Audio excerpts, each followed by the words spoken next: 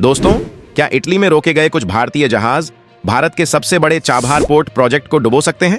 Italy ने अचानक भारतीय जहाजों को रोककर सघन चेकिंग शुरू कर दी है। शक है किसी सीक्रेट कार्गो का, जिसके इजराइल से जुड़े होने की अफवाहों ने ही ईरान को बुरी तरह भड़का दिया है। नतीजा, भारत और ईरान की ऐतिहासिक चाबहार डील पर अचानक सस्पेंस और खतरे के बादल छा गए हैं। आखिर यह कोई कूटनीतिक साजिश है या नई दिल्ली का कोई मास्टर स्ट्रोक? आइए ग्लोबल पॉलिटिक्स के इस पूरे माइंड गेम को समझते हैं। अंतरराष्ट्रीय व्यापार और समुद्री रास्तों की दुनिया बहुत ही जटिल नियमों और कूटनीतिक प्रोटोकॉल से चलती है। जब भी कोई मालवाहक जहाज एक देश से दूसरे देश की यात्रा करता है, तो उसके पास हर एक सामान का विस्तृत विवरण होता है। लेकिन हाल ही में भूमध्य सागर के रास्ते यूरोप की ओर जा रहे कुछ बड़े भारतीय मर्चेंट जहाजों को इटली के तट रक्षक बलों और कस्टम अधिकारियों ने अचानक रोक लिया। यह कोई सामान्य या नियमित जांच नहीं थी। जहाजों को बंदरगाह पर लंगर डालने का सख्त निर्देश दिया गया और अधिकारियों की विशेष टीमों ने जहाजों के भीतर मौजूद कंटेनरों की सघन चेकिंग शुरू कर दी। इस पूरी घटना ने अंतरराष्ट्रीय व्यापारिक समुदाय में एक बड़ी हलचल पैदा कर दी है। आमतौर पर भारतीय जहाजों को इस तरह की अचानक और सघन जांच का सामना नहीं करना पड़ता है, क्योंकि भारत का अंतरराष्ट्रीय व्यापार रिकॉर्ड बहुत ही पारदर्शी और नियमों के अनुकूल रहा है। इटली के अधिकारियों द्वारा की गई इस अचानक कार्रवाई के पीछे कई तरह के कयास लगाए जा रहे हैं। कुछ रिपोर्ट्स का मानना है कि जहाजों के नेविगेशन सिस्टम और उनके द्वारा घोषित किए गए कार्गो के मैनिफेस्ट में कुछ तकनीकी विसंगतियां पाई गई थीं। कस्टम अधिकारियों की टीम ने आधुनिक स्कैनर और विशेष उपकरणों का उपयोग करके यह सुनिश्चित करने का प्रयास किया कि जहाजों पर लदा सामान अंतरराष्ट्रीय नियमों और यूरोपीय यूनियन के व्यापारिक मानकों का पूरी तरह से पालन कर रहा है या नहीं। जैसे ही जहाजों को रोके जाने की खबर बाहर आई, अंतरराष्ट्रीय मंचों और विभिन्न अनाम स्रोतों के जरिए कई तरह की अपुष्ट खबरें तेजी से फैलने लगीं। सबसे बड़ी अफवाह जिसने इस पूरे मामले को एक संवेदनशील कूटनीतिक विवाद में बदल दिया, वह थी सीक्रेट कार्गो, यानी किसी रहस्यमयी माल की मौजूदगी का दावा। कुछ अपुष्ट सूत्रों और विदेशी रिपोर्ट्स में यह कहा जाने लगा कि इन जहाजों में लदे कुछ खास कंटेनरों का अंतिम गंतव्य इजराइल हो सकता है, या फिर इसमें कुछ ऐसा सामान है जो मध्य पूर्व के मौजूदा हालात को प्रभावित कर सकता है। यहाँ यह समझना बहुत जरूरी है कि अंतरराष्ट्रीय व्यापार में ट्रांसशिपमेंट एक बेहद आम प्रक्रिया है, जहां सामान एक जहाज से उतारकर दूसरे जहाज में लादा जाता है ताकि वह अपने अंतिम गंतव्य तक पहुंच सके। लेकिन वर्तमान वैश्विक परिदृश्य में, जहां मध्य पूर्व में भारी भू राजनीतिक तनाव और संवेदनशीलता बनी हुई है, वहां इस तरह की कोई भी अफवाह आग में घी का काम करती है। यह दावा कि भारतीय जहाजों के जरिए कोई संवेदनशील या विशेष कार्गो ले जाया जा रहा था, पूरी तरह से कयासों पर आधारित है। इन अफवाहों ने बिना किसी ठोस सबूत के एक ऐसा माहौल तैयार कर दिया जिसने न केवल इटली और भारत के व्यापारिक संबंधों पर सवाल उठाए, बल्कि इसका सीधा असर भारत और ईरान के बीच मौजूद विश्वास पर भी पड़ने लगा। इस सीक्रेट कार्गो और इजराइल से जुड़े होने की निराधार अफवाहों का सबसे बड़ा और सबसे तेज असर तेहरान, ईरान की राजधानी में देखने को मिला। ईरान इस समय मध्य पूर्व की क्षेत्रीय राजनीति में बेहद संवेदनशील दौर से गुजर रहा है। अपनी सुरक्षा और क्षेत्रीय गठबंधनों को लेकर ईरान का रुख बेहद सख्त है। जब यह अफवाह तेहरान के राजनीतिक और कूटनीतिक गलियारों तक पहुंची कि भारतीय जहाजों में कथित तौर पर ऐसा सामान हो सकता है जो उनके क्षेत्रीय प्रतिद्वंद्वियों के हित में हो, तो ईरान के भीतर एक बड़ी बेचैनी और अविश्वास की भावना पैदा हो गई। ईरान के कुछ नीति निर्माताओं और कूटनीतिक विशेषज्ञों ने इस स्थिति को संदेह की नजर से देखना शुरू कर दिया। हालांकि भारत और ईरान के बीच हमेशा से एक मजबूत और परिपक्व कूटनीतिक संबंध रहा है, लेकिन वर्तमान हालात इतने नाजुक हैं कि छोटी सी अफवाह भी बड़े कूटनीतिक विवाद का रूप ले सकती है। ईरान की तरफ से यह संदेश स्पष्ट रूप से महसूस किया जाने लगा कि अगर इस तरह की अफवाहों में जरा भी सच्चाई हुई, तो यह उनके राष्ट्रीय हितों के खिलाफ होगा। इसी अविश्वास और नाराजगी का सीधा साया उस बड़े प्रोजेक्ट पर मंडराने लगा जिसे दोनों देशों की अर्थव्यवस्था का भविष्य माना जाता है। Chabahar port. ईरान के दक्षिणी तट पर स्थित चाबहार पोर्ट कोई साधारण बंदरगाह नहीं है। यह भारत के लिए एक बहुत बड़ा रणनीतिक और आर्थिक गेम चेंजर है। आधुनिक इंफ्रास्ट्रक्चर और अत्याधुनिक सुविधाओं से लैस यह पोर्ट भारत को पाकिस्तान के रास्ते से बचे बिना सीधे अफगानिस्तान, मध्य एशिया और रूस तक एक नया, सुरक्षित और सीधा रास्ता प्रदान करता है। हाल ही के वर्षों में भारत और ईरान के बीच इस पोर्ट के संचालन को लेकर एक दीर्घकालिक समझौता हुआ है। इसके तहत भारत ने इस बंदरगाह पर भारी भरकम आधुनिक क्रेन, बड़े कार्गो टर्मिनल और अत्याधुनिक लॉजिस्टिक सुविधाएं स्थापित की हैं। इस प्रोजेक्ट का मुख्य उद्देश्य भारतीय सामान जैसे कि फार्मास्यूटिकल उत्पाद, कृषि उत्पाद, भारी मशीनरी और तकनीकी उपकरणों को तेजी से और कम लागत में यूरेशियन बाजारों तक पहुंचाना है।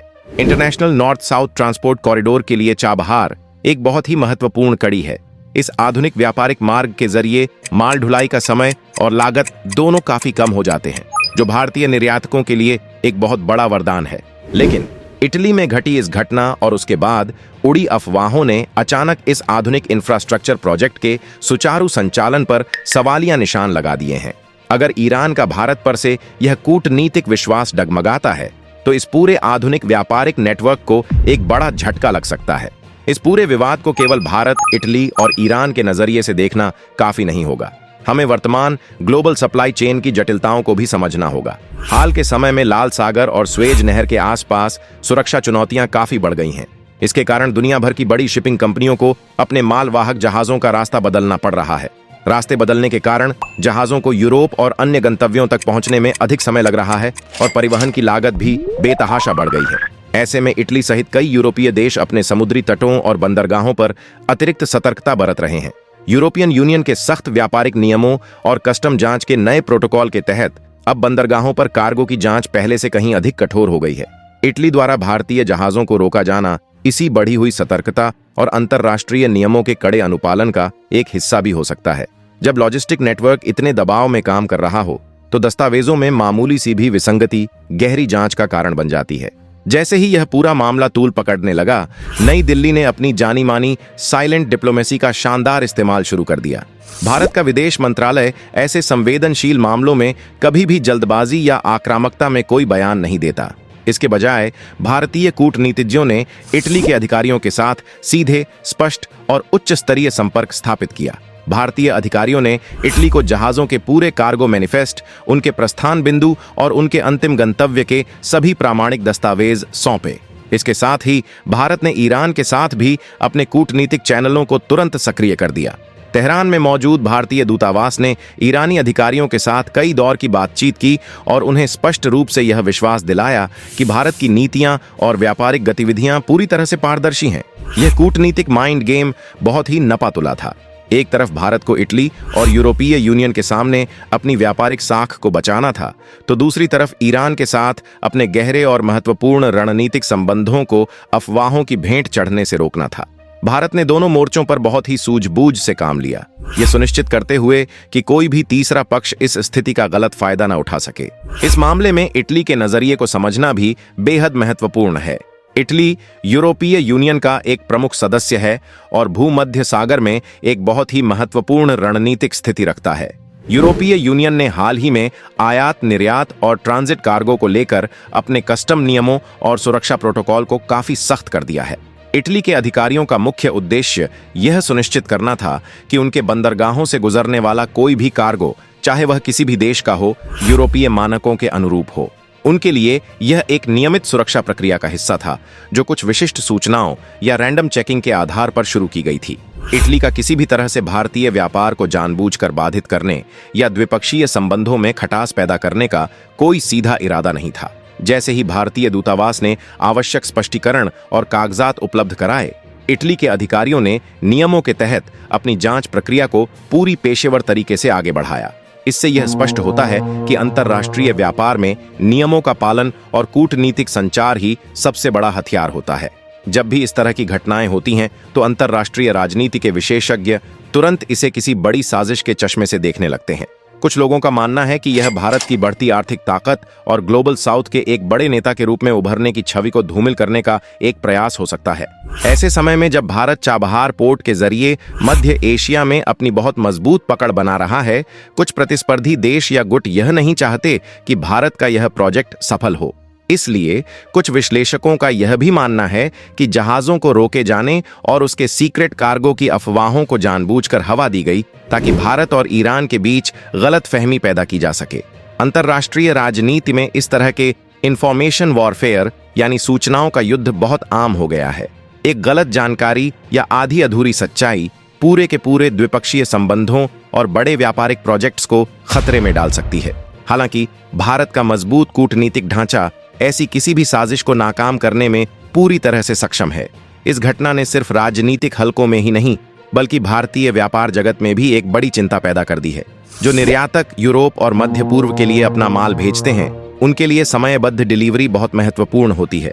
जहाजों के बंदरगाहों पर रोके जाने से न केवल माल पहुंचने में देरी होती है, बल्कि अतिरिक्त डेमरेज चार्ज यानी जुर्माना भी चुकाना पड़ता है। इसके अलावा अगर चाबहार पोर्ट के संचालन में किसी भी प्रकार की कूटनीतिक अड़चन आती है, तो भारतीय व्यापारियों को फिर से पुराने, लंबे और महंगे रास्तों पर निर्भर होना पड़ेगा। इससे अंतर्राष्ट्रीय बाजार में भारतीय उत्पादों की प्रतिस्पर्धात्मकता कम हो सकती है। कृषि उत्पाद, मशीनरी पार्ट्स और आवश्यक दवाइयों के निर्यातकों ने सरकार से आग्रह किया है कि अंतर्राष्ट्रीय समुद्री रास्तों पर भारतीय व्यापारिक हितों की सुरक्षा सुनिश्चित करने के लिए और अधिक मजबूत कूटनीतिक तंत्र स्थापित किया जाए। सरकार ने भी व्यापार जगत को आश्वस्त किया है कि किसी भी निर्यातक को इस तरह की जांच के कारण अनुचित नुकसान नहीं उठाने दिया जाएगा।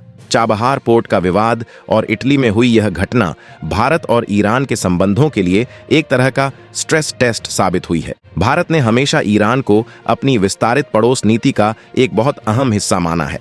वहीं ईरान भी यह अच्छी तरह जानता है कि भारत उसके लिए एक बहुत ही विश्वसनीय और आर्थिक रूप से सक्षम साझीदार है। जब भी पश्चिमी देशों ने ईरान पर कड़े व्यापारिक प्रतिबंध लगाए, भारत ने हमेशा एक संतुलित और स्वतंत्र विदेश नीति अपनाते हुए अपने राष्ट्रीय हितों और ईरान के साथ अपने द्विपक्षीय संबंधों को प्राथमिकता दी है। इस मौजूदा विवाद में भी ईरान के शीर्ष नेतृत्व को यह बात भली भांति समझ में आ गई है कि भारतीय व्यापारिक गतिविधियां उनके खिलाफ निर्देशित नहीं हैं।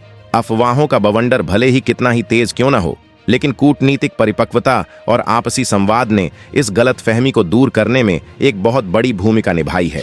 भारत और ईरान दोनों ही यह समझते हैं कि चाबहार पोर्ट जैसे आधुनिक इंफ्रास्ट्रक्चर प्रोजेक्ट दोनों देशों के दीर्घकालिक आर्थिक विकास के लिए बेहद आवश्यक हैं और इसे किन्हीं अपुष्ट दावों की वजह से खतरे में नहीं डाला जा सकता।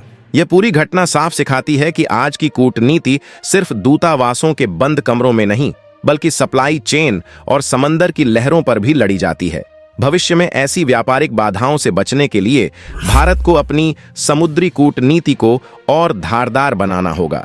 यूरोपीय देशों के साथ बेहतर डेटा शेयरिंग और ईरान जैसे अहम साझेदारों के साथ चाबहार पोर्ट पर पारदर्शी बातचीत बनाए रखना अब पहले से कहीं ज्यादा जरूरी हो गया है। इटली में भारतीय जहाजों को रोके जाने का मामला पूरी तरह से एक कूटनीतिक और व्यापारिक जांच का हिस्सा है। अफवाहों के विपरीत इससे भारत और ईरान के बीच चाबहार पोर्ट समझौते पर कोई स्थायी या नकारात्मक असर पड़ने की संभावना नहीं है। भारत सरकार अपनी परिपक्व कूटनीति के जरिए इस पूरे मुद्दे को सुलझाने में सक्षम है। जो अनिश्चितताएं या शक पैदा किए जा रहे हैं, वे महज निराधार दावे हैं। चाबहार प्रोजेक्ट भारत के भविष्य के व्यापारिक रास्तों की एक मजबूत जीवन रेखा है और यह दोनों देशों के आपसी आर्थिक विकास के लिए निरंतर सुचारू रूप से आगे बढ़ता रहेगा। दोस्तों, ग्लोबल पॉलिटिक्स के इस पूरे माइंड गेम पर आपकी क्या राय है? क्या यह महज एक चेकिंग थी या भारत के खिलाफ कोई बड़ी साजिश? अपनी बेबाक राय कमेंट्स में जरूर बताएं। अगर आपको हमारा यह सटीक और तथ्यपरक विश्लेषण पसंद आया हो तो वीडियो को लाइक करें, इसे ज्यादा से ज्यादा शेयर करें और देश दुनिया की ऐसी ही गहरी और सच्ची खबरों के लिए आपके अपने चैनल को अभी सब्सक्राइब करें। मिलते हैं अगली वीडियो में। जय हिंद।